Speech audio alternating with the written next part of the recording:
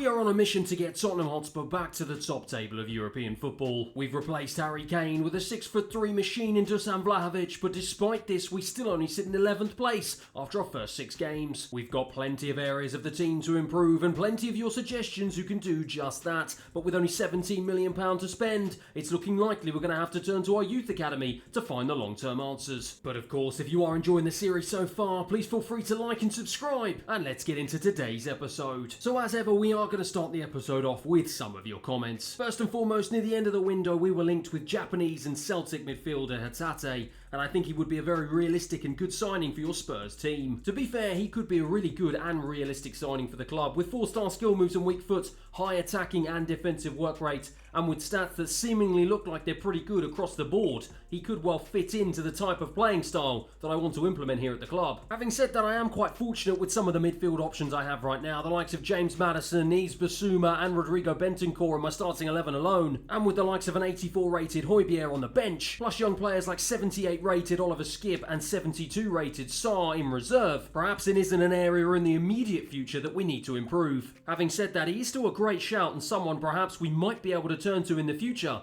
if our younger players don't hit the potential that is expected of them. Now interestingly, despite me having some faith in young goalkeeper Guillermo Vicario, it seems like quite a few of you have some concerns over his long-term future. For the long-term investment in a goalkeeper, look for a young French goalkeeper to replace Hugo Lloris. My opinion is to look for Albion Lafont or Meslier, because he's a quality keeper who shouldn't be playing in the Championship and someone who we were heavily linked with last season. Now with the 2 massive howlers that Vicario struggled with last episode, I'm not really surprised to see a lot of the comments talking about bringing in a new goalkeeper. I think Albion Lafont is actually a really decent idea, with him being 24 years of age and looking like the likely successor long-term to Hugo Lloris in goal for France. Why couldn't he do the same thing for Spurs? And if last season's anything to go by, Ilian Meslier definitely showed he has the chops to become a Premier League goalkeeper in the future, and with him only being 23 years of age, again, he could be another long-term option that we look to turn to. Another suggestion was Alphonse Areola, but with him being 30 years of age, he's not exactly going to be the long-term option, and with him playing for West Ham currently, I think it's going to be quite difficult to prize him away from our London rivals. And with Jordan Pickford single-handedly saving Everton from relegation last season, he is the type of player that probably would like to take the next step in his career and challenge himself playing European football, and also someone who could come straight into our starting 11 and immediately improve us. Having said that, with Vicario only being 26 years of age and already 82 rated, plus this being his first season in the Premier League, I'm reluctant to throw in the towel just yet. I think he needs at least 1 season to try and prove himself to be up to the Premier League standard,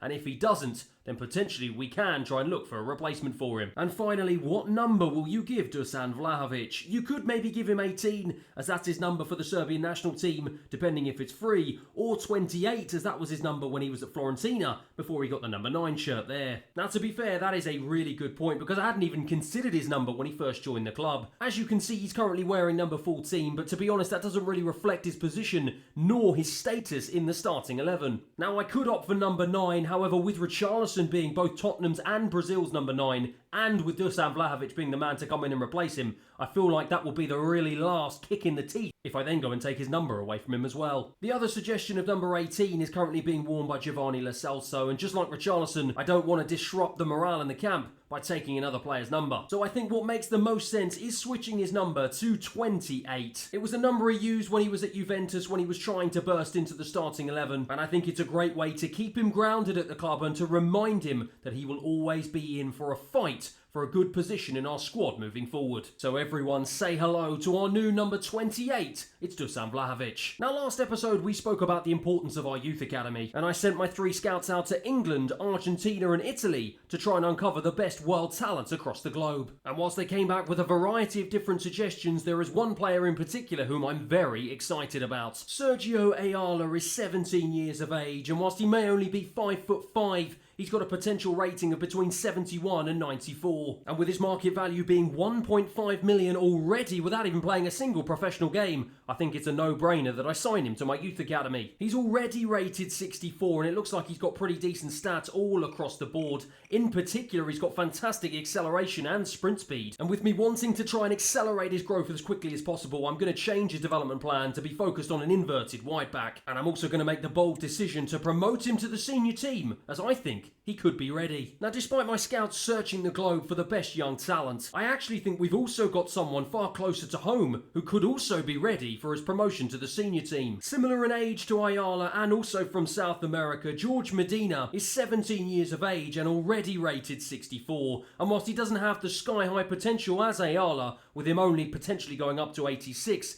he does have 5-star weak foot already and high attacking work rate. And looking at his overall stats, they seem like they're pretty balanced across the board. And so with him offering us the versatility to play both in an attacking midfield position and in a central midfield position, he is the second man in our youth academy to be promoted to the senior team. It's a momentous occasion for both young men and I am confident that there is more to come from them. However, with a second place Liverpool up next in the Premier League, I'm not quite sure they're ready to make their debuts for the club just yet. It is going to be a jam-packed Tottenham Hotspur Stadium today ahead of what is probably going to be our toughest game so far of the season, and I'm going to desperately need the crowd to work as our 12th man today. No major changes to our starting 11, but the bench for me is the biggest issue, with the likes of Solomon, Tapsoba, Royale, Sessegnon and Yves Bissouma already looking knackered before we've already kicked a ball. I think post this game I'm definitely going to have a look at the training plans once again. Gakpo for Liverpool down the left hand side, trying to go past Romero. Oh my word, he sensed Vicario's struggles in the last couple of games, and he almost went for it. It was almost 1-0. Robertson into the box for Liverpool, continues his run, drives into the box. Romero barges him off, and I think he can be a very lucky boy there that he didn't give away a penalty. Romero tries to fire a lovely pass out to Pedro Porro on the right hand side, and he's done brilliantly to pick that one up. Drives over the right hand side, looking into Heung-min Son in the box. Couldn't quite find him. Will Maddison get onto the loose ball? Yes, he will. It's Pierre-Emile Højbjerg who picks it up. Going to try and send it back over to Porro here. Porro's going to try and look to go past Ivan Perisic, the former Spurs man. He does manage to go past him. Whips a great ball in, and it's another big head, but it's another one that the goalkeeper Alisson just manages to get on the end of. Højbjerg. It's for Bentancur, who finds himself on the right-hand side, unmarked on the right-hand side. Perisic so far having some troubles, but yet again Alisson is there ahead of my strikers. Gakpo being chased down by Højbjerg, brilliantly done. Feeds it into Vlahovic, and Vlahovic to drive into the box. Vlahovic to strike! Oh, he was inches away from his first goal in a Spurs shirt. Robertson for Liverpool was chased down by Kulusevski, but sold him a dummy beautifully, and he charged forward into the path of McAllister. Ivan Perisic to try and hit back against his former club. Drives down the left-hand side. Bentancur is trying to keep hold of him. It's wonderfully flung in the box by Ivan Perisic. Headed away by Pedro Porro. Can we get on the end of it? Yes, we can. Maddison gives it to Heung-min Son. I was going to try and counter-attack, but the referee blows for half-time. Gomez, nice pass into Curtis Jones, who's got space to run into here, but brilliantly challenged. I was about to say brilliantly challenged by Van de Ven, then he decides just to run away. My defence getting all over the shop here, but fortunately enough, Romero just about manages to get rid of it. Liverpool still pressing though. Maddison to release Heung-min Son. Doesn't have any options up ahead of him. Is able to find Udogie on the left-hand side. He goes inside to Maddison, and Maddison on his right. Big save from Alisson. Perisic being tussled and fought with by Mickey van der Ven. But Liverpool do manage to escape with the ball, and Perisic will go again here. Who is he trying to look for? He finds McAllister. He finds Cody Gakpo. Goes past Van der Ven, who's not had the best of games so far. Back to Robertson. Robertson into the box. He goes past my defenders yet again. It's in there. What is going on? And Romero, fortunately enough, is there just in the nick of time yet again. Oh, we've given that one away really cheaply here. And Mo Salah will now try and drive down the right-hand side. Flung into the box, looking for Ivan Perisic, and he was looking for the back of the net, but he couldn't find it. Well, it's time for Vlahovic to call it a day in this match, as yet again he's unable to find the back of the net. It's Richarlison's turn to come on. Can he do the business this time? Van de Ven to bring the ball out of the defence. Finds Maddison in a nice pocket of space. Finds Richarlison, who finds Heung-min Son, who has managed to stay on side. Heung-min Son into the box, and Heung-min Son into the back of the net. Well, it's an instant impact from Richarlison. His first touch is an assist into the path of Heung-min Son, and when he's got the pace to drive away from the defenders, he does just that. Fires it into the back of the net. Alisson could do nothing about it this time. That's Tottenham Hotspur lead 1-0. Endo for Liverpool into Gakpo. Nice pass into Curtis Jones. Looks to go back, but ends up finding Heung-min Son. And Heung-min Son gives the ball away to Endo. Liverpool in a really dangerous position here as Mo Salah drives into the box. Oh my word. He's absolutely skied it. Tapsoba into Højbjerg. Højbjerg into Richarlison. I'm going to try and go out wide to Pedro Porro, who's unmarked. And he's got a beautiful area to run into here. I'm going to try and fire it across. It's not the best ball, and it's easy in the end for Alisson. Mo Salah for Liverpool. Only a few minutes remaining in this game, plus stoppage time. Endo to try and bring it forward. Liverpool desperately searching for an equaliser here. but they give the ball away really cheaply. Brennan Johnson into Heung-min Son. I'm going to try and release Pedro Porro. Couldn't find the ball to him, but it does not matter because the referee blows for full time. A fairly tame affair in the end, but the fans will not mind that. The Liverpool players have their heads in their hands. They just do not understand why they couldn't find the back of the net today. Heung-min Son is the man of the moment as his goal is the only one that separates the two teams. As at full time here at the Tottenham Hotspur Stadium, it finishes Spurs 1, Liverpool 0. It's a massive result and one that lifts us up to 7th place in the table with just 1 point separating us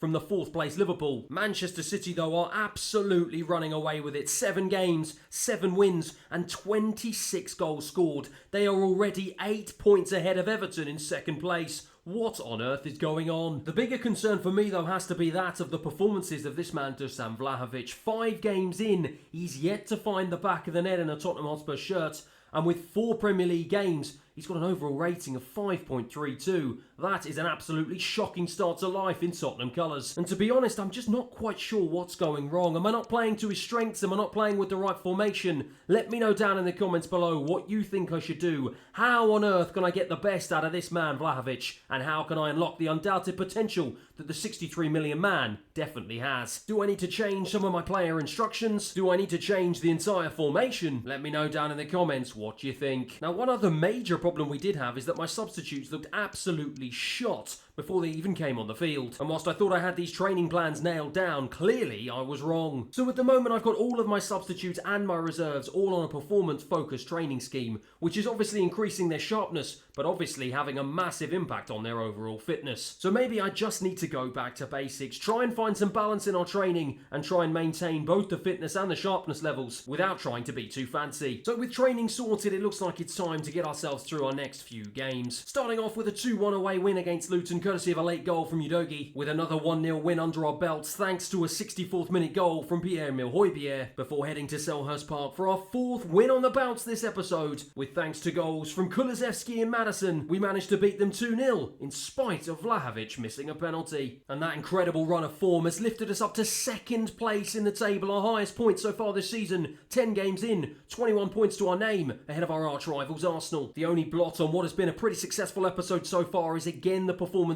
of this man Dusan Vlahovic. 7 Premier League games, no goals, a 5.91 rating, and I just do not know what to do with the big Serbian. I'm reluctant to change his training plan as it will probably have an impact on either his fitness or his sharpness. Please do let me know your thoughts down in your comments below, as at the moment, I'm completely stuck. However, after knocking West Ham out of the 3rd round of the Carabao Cup, we have been drawn against Newcastle in the round of 16 at St James's Park. And while Spurs haven't won a trophy in 15 years, and this would be a great opportunity to play my strongest 11 to try and put that hoodoo to bed, with my assistant manager telling me that one of my youth players has now reached peak physical fitness and could well be ready to make his debut in a Tottenham Hotspur shirt. This feels like the perfect opportunity to give the likes of Sergio Ayala and George Medina a taste of first-team football for the first time in their careers. And so with the Tottenham crowd at St James's Park desperately eager to see how far we can go in this cup competition, it's time to see how they can perform under the lights. And it's a game in which a lot of my fringe players are going to get the opportunity to stake a claim in the starting 11. The likes of Emerson Royale, Tapsoba, Eric Dyer and Ayala make up my back line.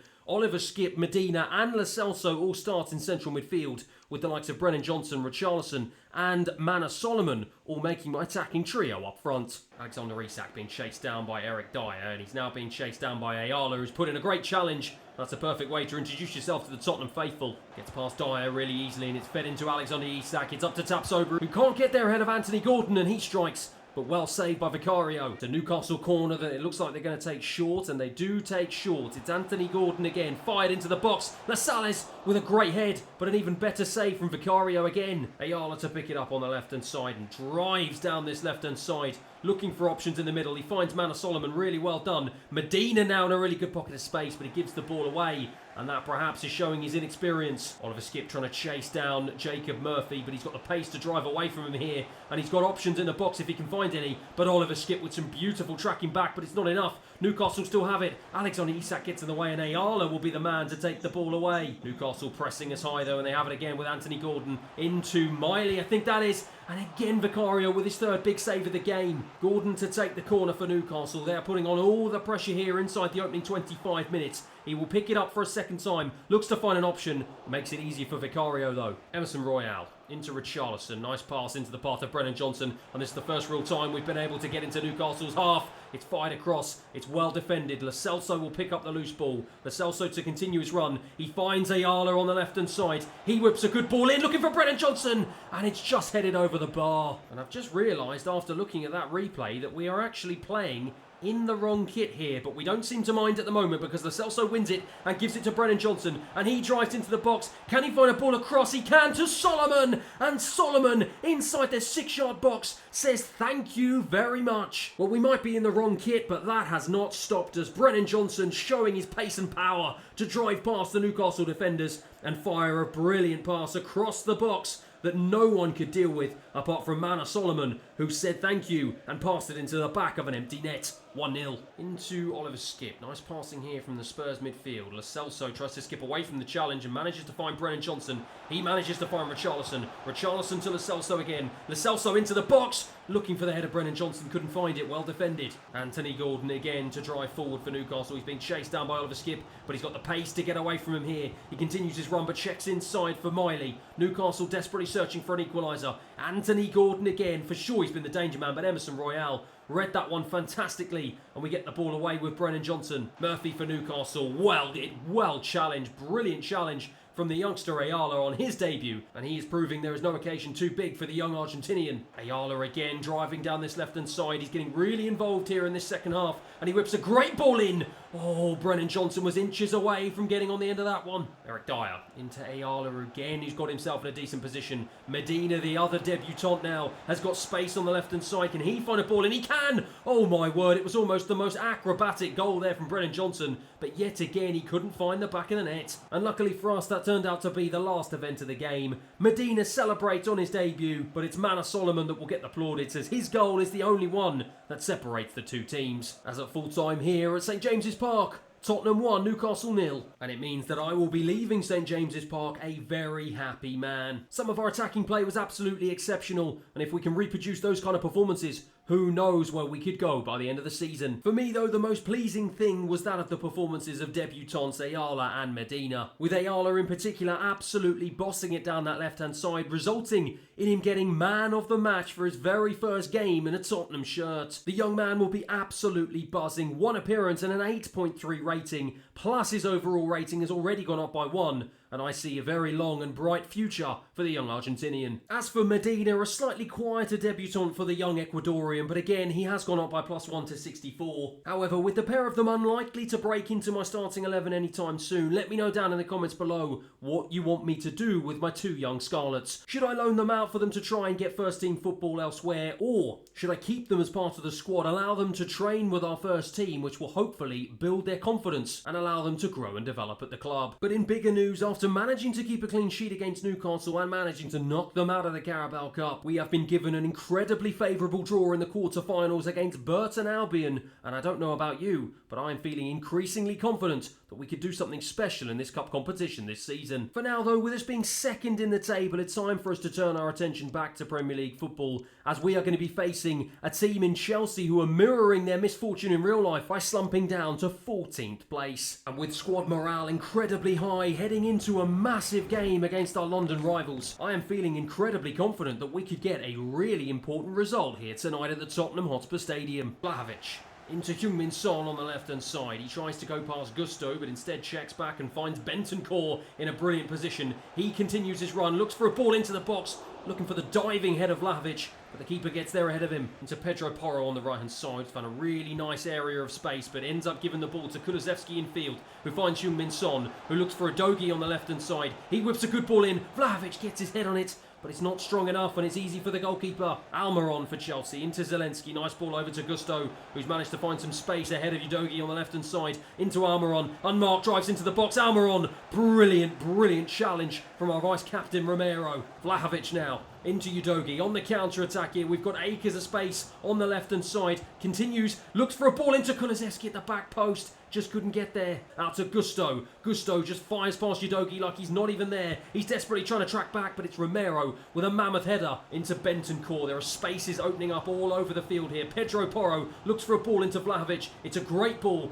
Vlahovic, can he find a ball into the back post looking for Heung-min Son? He got it all wrong. Gusto for Chelsea down the line, trying to get past Udogi again, and he's done it again. Udogie having all sorts of problems down that left-hand side today. Gusto's got the time to pick out a cross, but yet again, it is Romero who is there with his third huge challenge of the game. Well, after a decent couple of chances in the first half, we haven't been able to take advantage, and we start this second half with the scores remaining 0-0. Kulusevski into Bentancur. Bentancur going to try and drive down the right-hand side past Caicedo, and he does just that. This time he's going to whip a good ball in. Heung-min Son at the back post. Big save from the goalkeeper. Zelensky for Chelsea again. This is anyone's game here at the Tottenham Hotspur Stadium. Both teams have had chances, but neither of them can make them count. Heung-min Son will try and burst forward down this left-hand side. Doesn't really have too many options, but finds Udogie. Udogie is going to try and play this back to Heung-min Son. He does just that. Can I find a ball back into the box? I can! And it's Bentancur at the back post, who manages to sneak in behind the defender to power home a header for 1-0. The crowd are going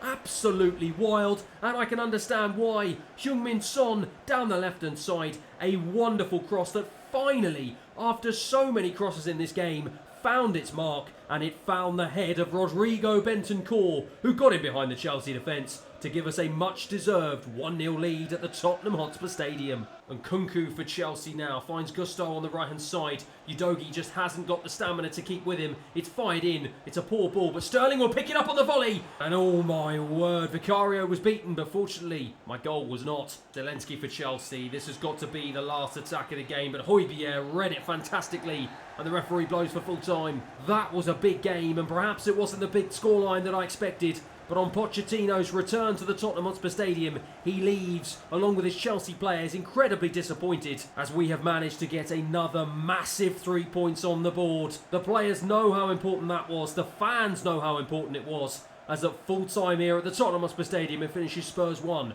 Chelsea 0. And with Bentancur sliding in to celebrate his first goal of the season, it is a result that has maintained our second place in the standings with 24 points. And whilst we might not be scoring that many goals, defensively we have been outstanding, conceding the least amount of goals alongside Manchester City. And for me, that is in no small part down to this man, Christian Romero, who has now firmly established himself as our number one centre-back, up to an 84 rating. 11 Premier League appearances, 1 goal and 4 clean sheets, and an average rating of 7.19. Our vice-captain is potentially leading a title charge at Tottenham Hotspur. However, with his joy comes despair for the likes of Ben Davies and Eric Dyer, who both of whom play at centre-back, but neither of them can get any sort of look in into the starting 11. And with Eric Dyer's contract ending in 7 months' time, and with the club looking to get rid of him in real life, plus the Welshman Ben Davies now entering the latter part of his career, with me only having £17 million to spend heading into the January transfer window, perhaps those are 2 players that I could look to potentially move on in order to try and raise some additional funds. And with my starting 11 looking in pretty decent shape, and with the bench filled with incredibly exciting young talent, let me know down in the comments below if there is anyone else you don't think will make the cut at Tottenham Hotspur Football Club in the future, and anyone else you would like to see me add to the transfer list in order to raise more funds for a potential tilt at the title in the second half of the season. And so, after making our way through the next couple of games, beating Wolves 2-1 away from home despite Vlahovic missing another penalty, but following that up with a disappointing 3-1 home loss against Aston Villa, we find ourselves dropping down to 3rd place in the league, 10 points off of top of the table Manchester City, and being overtaken by our arch-rivals Arsenal. But I think now might be the perfect time to try and cut that gap to the top as we head to the Etihad Stadium for what is without doubt going to be the toughest game of our season so far. We make 2 big changes to our usual starting 11. Tapsoba comes in at centre-back in place of Mickey van der Ven, who drops to the bench, and Richarlison replaces the yet-to-score Vlahovic up front as he too drops to the bench. Alvarez to Bernardo Silva on the right-hand side, being chased down by Udogie as John Stones gives it back. Alvarez now picks up a ball, acres of space, no one putting in a challenge.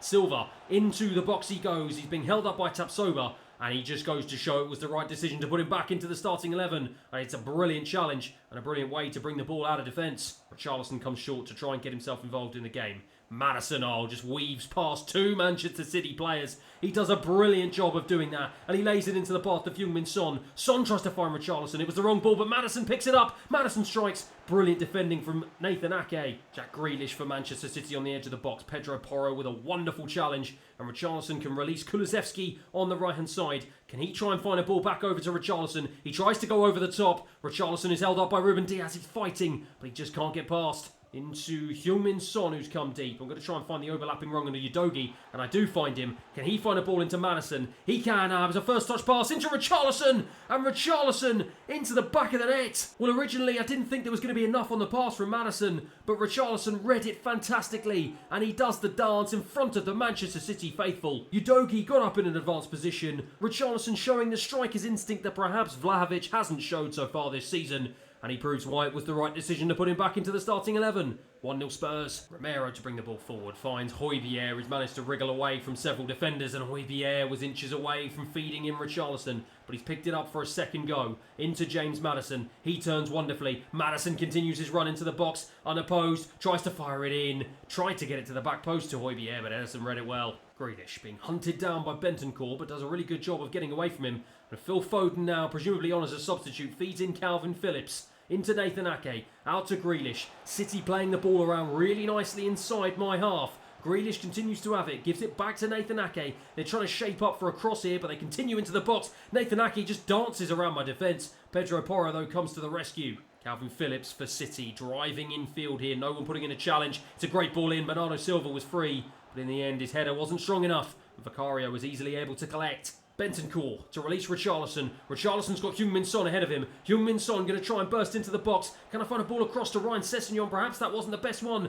but Sessegnon will now play it across. I was looking for Brennan Johnson at the back post, but it was well defended by Manchester City. There is just 5 minutes remaining in this game for us to hold on for what will be a memorable and much needed victory away from home. Tapsoba into Højbjerg, into Basuma. We're going to look for a second here to try and put the game to bed. Bentancur tried to feed it through for Brennan Johnson, but it was well intercepted by the Manchester City defence, and now they can try and hit us on the counter-attack. End-to-end stuff is not what we want in the final dying minutes of the game, but it's well read by the substitute Sessegnon. I am just going to absolutely hammer this one away as the referee blows the whistle for full time. Heung-min Son salutes the Tottenham faithful. Richarlison celebrates as well as he does wonders for his claims to go back into the starting 11 with the only goal of the game. Full time here at the Etihad. Manchester City 0. Tottenham 1. It's a big win and one that claws back 3 points on league leaders Manchester City and keeps us in touching distance of Arsenal in second place. But after a shaky start to life in a Tottenham shirt, one man I do have to give a quick shout out to is that of Guillermo Vicario. From talks of him being replaced so early on in his Tottenham career by some of these goalkeepers, he has fought back to establish himself as the clean sheet leader in the Premier League. 6 clean sheets,